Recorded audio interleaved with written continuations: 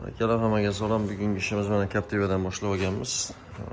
Xo'p, maqsad nima? Maqsad ko'p kishi propan qo'yapti hozirgi kunda, juda aktualniy tema bo'lib qoldi mana. Propan qo'yilgan ekamizga. Qo'yilgandan keyin gazatorni metannikini qo'yib qo'yishyapti. Bu metanga taalluqli bo'lgan. И plus bu ayni mana shu gazatorlar umuman bunga to'g'ri kelmaydigan holat. Sababi nima? Sababi bosganingizda gazda ham, benzinda ham dimlanib qoladi, 3-4 ming daqiqa ko'tarmaydi.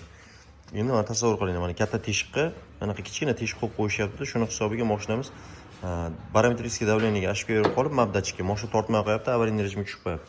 Akamizda qilingan ish nima bo'ldi? Gazator boshqa moslab berganmiz. Boshqa gazator ichiga qoqib turib, haqiqiy propanni o'zinikidan moslab qo'yib berganmiz akamiz Captivaga. Plus hozir programma jarayoni to'kilib olganmiz narsaga uchun.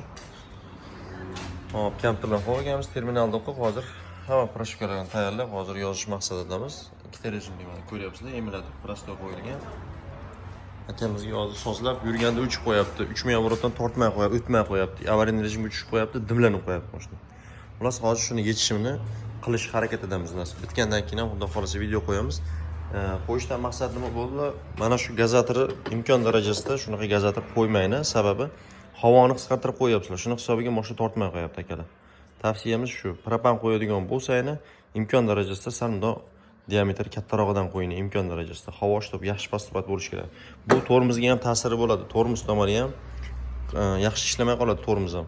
Akamizda shu muammo bilan mana oldiga ham ozgina mana mashina hisobiga mana DTB bo'pti ekan.